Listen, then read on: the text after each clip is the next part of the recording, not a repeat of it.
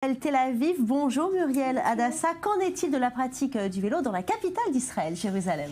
Alors, c'est pas si simple du tout, Valérie. Pourtant, les vélos seraient plus que très pratiques à Jérusalem parce que circuler dans les rues de la capitale israélienne est devenu difficile, notamment depuis l'arrivée du tramway qui cisaille en deux la ville sainte. Alors, il existe plusieurs fronts de résistance à la démocratisation de la bicyclette à Jérusalem. Le premier front de résistance est le ministère des Finances. En effet, la mairie de Jérusalem et l'association Yerushalayim en charge de la promotion du projet ont présenté un plan pour faire installer des bornes de location de vélos un peu partout dans la ville. Le projet est bouclé depuis plusieurs mois déjà. L'association et la mairie sont soutenus par les bureaux du ministère de l'Environnement, mais les représentants du Trésor israélien ont repoussé l'idée de la mairie et la demande de financement du projet. Il manque en fait aujourd'hui 4 millions de shekels pour boucler la mise en place de ces bornes de location de vélos. Une décision qui a le don de provoquer la colère de l'association et de la mairie, puisqu'elles dénoncent toutes les deux une injustice parce que les bureaux du Trésor accordent son financement à Tel Aviv. Oui, alors justement, il y a aussi une autre opposition à Jérusalem, ce sont les ultra-religieux qui ne voient pas d'un très bon œil l'arrivée des vélos dans la ville sainte. Oui, certains représentants municipaux proches des milieux orthodoxes religieux s'opposent à l'arrivée des Vélib à Jérusalem.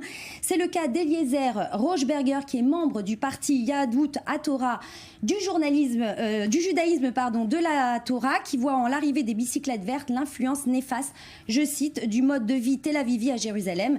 Jérusalem n'est pas Tel Aviv, Jérusalem est une ville sainte, déclare-t-il. C'est dommage, ce serait bien pratique quand même, hein, Maurice Ifergan.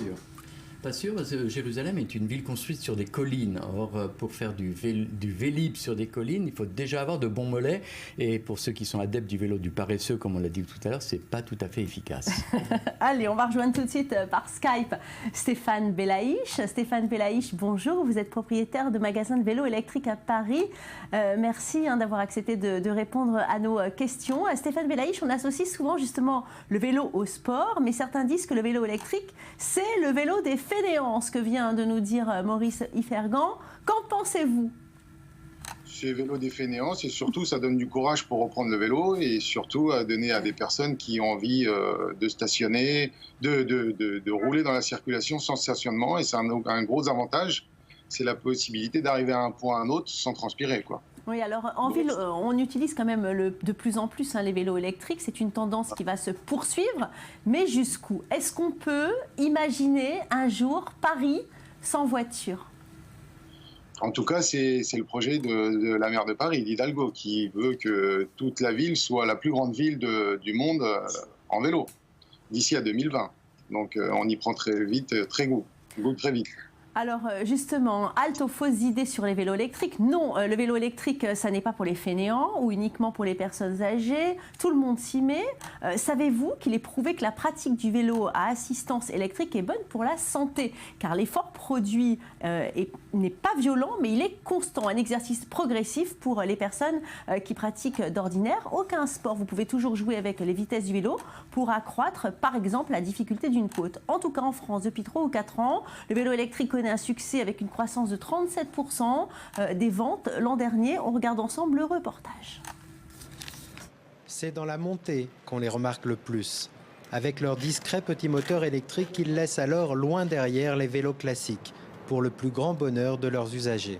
Je suis électricien à Paris, j'ai ce vélo depuis une semaine et dans mes déplacements et sur mes tournées, je constate un gain de temps incommensurable et une liberté dans mes déplacements. Je ne roule plus qu'en vélo et je fais la pub sans arrêt en disant mais prenez un vélo électrique. Je peux vous dire qu'il n'y a pas que les vieux qui ont un vélo électrique. Ce médecin de 39 ans, par exemple, est sur le point de franchir le pas. Avant de commander son vélo à assistance électrique, il vient faire ses derniers essais et poser quelques questions. Il ne se recharge pas? En pédalant, aucun vélo, ouais, c'est parce que j'avais lu qu'il y avait... Non, c'est fini. Avant, il y avait, mais en fait, il fallait avoir 2 batteries sur le vélo. D'accord. La batterie, c'est là où les plus grands progrès ont eu lieu en matière de vélo électrique. Du modèle d'importation chinoise, on est passé à des vélos beaucoup plus sophistiqués et surtout plus performants. Moi, quand je l'ai ouvert en 2009, on avait des batteries au plomb. Avec une batterie de 15 kg, on faisait en gros 15 km, 20 km. Aujourd'hui, avec une batterie qui fait à peu près 3 kg, moins de 3 kg, on va pouvoir avoir des autonomies qui vont jusqu'à 100 km. Résultat, le vélo électrique connaît un engouement spectaculaire depuis 3-4 ans. 100 000 exemplaires vendus en France l'an dernier, une augmentation de 30%. Mais il reste un point noir, le prix a encore de quoi rebuter certains. C'est quand même sur des niveaux de prix, une fois subvention faite, qui sont entre 1 700 et 2 500 €, quoi. Donc ça reste un budget conséquent. C'est moins cher qu'un scooter, certes, mais plus cher que ce que je vais revendre mon scooter. Reste un autre problème évoqué par les puristes de la petite reine, l'origine essentiellement nucléaire de l'électricité pour recharger sa batterie, pas forcément suffisant pour faire renoncer tous les branchés qui roulent à l'électrique. Alors Stéphane Belaïch, on vient de le voir dans le reportage, le vélo électrique, justement, ça plaît, ça séduit. Mais ce qu'il y a d'incroyable, c'est qu'en France, il y a une subvention qui est donnée par l'État lors de l'achat d'un vélo électrique. Alors on vient de l'entendre, entre 1 500 et 2 000 €, combien donne l'État ? Alors, il y a une vraie volonté de la part de l'État aujourd'hui de rouler en électrique et il monte jusqu'à une prime de 400 € sur un vélo électrique en subvention. Dans la ville de Paris qui a commencé, aujourd'hui il y a eu une trentaine de villes qui s'est associées, les plus grandes villes de France, pour que les gens puissent acheter un vélo électrique. Voilà, avec ça va de 25% à 33% de subventions sur l'achat de son vélo électrique. Et ça, c'est absolument unique au monde. Alors ici, à Tel Aviv, les vélos électriques ont fait leur apparition il y a environ 5 ans. Et depuis, de moyens des transports très originaux ont fait leur apparition dans les rues, comme par exemple des trottinettes qui cartonnent ici. Qu'en est-il en France ? C'est pareil, ça a cartonné dans les années 2000 et aujourd'hui c'est l'électrique, comme disait dans le reportage, les batteries lithium qui sont très importantes car on peut aller jusqu'à 50 km d'autonomie avec un poids de 7 kg. Donc un cadre supérieur aujourd'hui peut se déplacer dans le métro, la plier, mettre dans le coffre et c'est énorme. Muriel Adassa, on en trouve des moyens de transport originaux ici. Exactement. Donc déjà, ce qu'il faut savoir, c'est que pour le vélo électrique, il y a un inconvénient quand même, c'est le vol, surtout ici à Tel Aviv, et de la batterie et du vélo. Donc en général, on se balade avec sa petite batterie et c'est pas toujours évident. Aujourd'hui, on trouve des vélos avec des batteries intégrées, pliable, mais le plus important à savoir, c'est qu'ils ne font que 16 kg, donc on peut très très facilement le porter. Vous avez la trottinette électrique, comme vient de le dire Stéphane Belaïch, le Segway, qui est de plus en plus présent en fait sur nos routes, surtout ici aussi à Tel Aviv, qui est un moyen de transport à part entière.